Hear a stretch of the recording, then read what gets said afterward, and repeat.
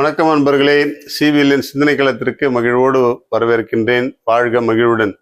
தினம் ஒரு திரவியம், மனதுக்கும் உடலுக்கும். கவியரசர் கண்ணதாசன் அவர்களிடத்துல ஞானம்னா என்ன அப்படின்னு சொல்லிட்டு ஒரு முறை கேட்கப்பட்டது. ஞானம் என்றால் என்ன அப்படின்னு சொல்லிட்டு கண்ணதாசன் அவர்களிடம் கேட்கப்பட்டது. அதுக்கு கவியரசர் அழகாக ஒரு சின்ன விளக்கம் சொல்றார். என்ன சொல்றார் அப்படின்னா, ஓரளவு துன்பம் வந்தால் அழுகை வருகிறது. ஓரளவு துன்பம் வந்தால் அழுகை வருகிறது. தொடர்ந்து துன்பங்கள் வந்து கொண்டே இருந்தால் அழுவதற்கு சக்தி இல்லாமல் போய்விடுகிறது. துன்பங்கள் தொடர்ந்து வந்து கொண்டே இருக்கும் பொழுது அழுவதற்கு சக்தி இல்லாமல் போய்விடுகிறது. ஒரு கட்டத்தில் எந்த துன்பம்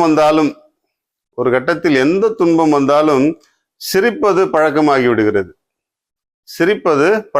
விடுகிறது. அதுதான் ஞானம் அப்படின்னு சொல்லிட்டு கவியரசர் கண்ணதாசன் அழகா சொல்றார்.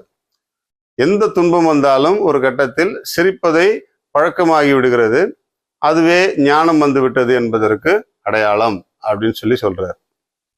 இது நம்முடைய வாழ்க்கையில, நம்முடைய சுற்றுப்புறத்தில் நடக்கக்கூடிய நிகழ்ச்சிகள் இவற்றையெல்லாம் சிந்தித்து பார்த்து நம்முடைய வாழ்க்கையை இதில் புகுத்தி பார்ப்போம். சின்ன சின்ன துன்பங்கள் வரும்பொழுதெல்லாம் கலங்கிடுவோம். ஆனால் நிறைய துன்பங்கள் வரும்பொழுதெல்லாம் நம்முடைய மனம் கடினப்பட்டு விடும். எதுக்கெல்லாம் நம்ம கலங்கணும் அப்படின்னு நினைக்கிறோமோ அதுக்கெல்லாம் கலங்க மாட்டோம். அப்படியே மேலோட்டமாக போயிடுவோம். ஆனால் இது துன்பமே வாழ்க்கை அப்படின்னு நினைச்சிட்டோம்னு வச்சிங்களேன், அந்த துன்பத்தில் எந்த விதமான பலனும் நமக்கு இல்லை அப்படின்னு நினைச்சிட்டு கடந்து போய் சிரிச்சிட்டு போயிட்டே இருப்போம்னு வச்சுங்க.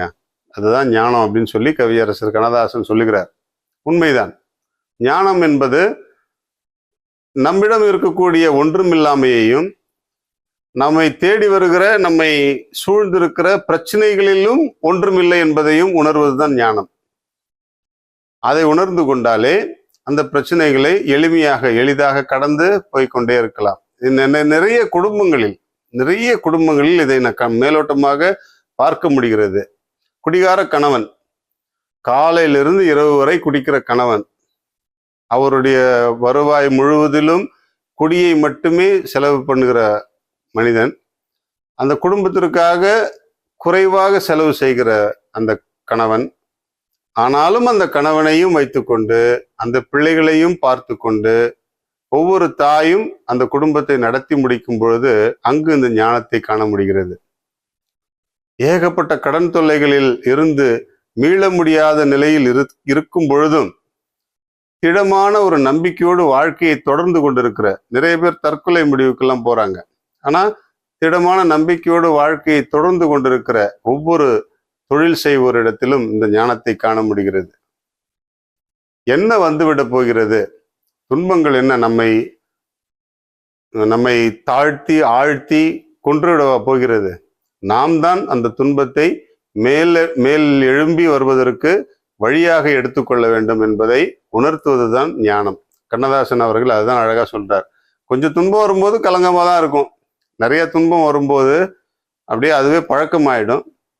துன்பமே வாழ்க்கை அப்படின்னு ஆயிப்போச்சுன்னா அதில் அப்படியே மேலோட்டமா பார்த்துட்டு சிரிச்சுட்டு போயிட்டே இருப்போம், கலங்க மாட்டோம். நம்முடைய கலக்கம் இல்லாத நிலைதான் ஞானம். நம்ம கலங்கிட்டோம் அப்படின்னு சொன்னா நம்ம குழப்பத்தில் இருப்போம், தெளிவாகவே இருக்க மாட்டோம். எனவே நம்முடைய வாழ்க்கையிலும் துன்பங்களை கண்டு துவண்டு விடாமல், கலங்கி போகாமல், குழம்பி போகாமல், தெளிந்த மனநிலையோடு நம்முடைய வாழ்க்கையை தொடர இந்த சிந்தனை நமக்கு உதவட்டும். வாழ்க மகிழ்வுடன். இன்றைக்கு அருகம்புல் கோடை காலத்தில் உடல் வெப்பத்தை குறைத்து குளிர்ச்சியாக வைக்கவும் உதவுகிறது. ஆனால் அருகம்புல் கொஞ்சம் சூடு அதிகம். ஏற்கனவே சொன்னது போல கொஞ்சம் அளவோடு எடுத்துக்கணும். ஆனால் நல்ல குளிர்ச்சியை தரக்கூடிய ஒரு நல்ல மூலிகை அருகம்புல். இதை பயன்படுத்தி நம்முடைய உடலையும் மனதையும் குளிர்வித்துக் கொள்வோம். வாழ்க மகிழ்வுடன்.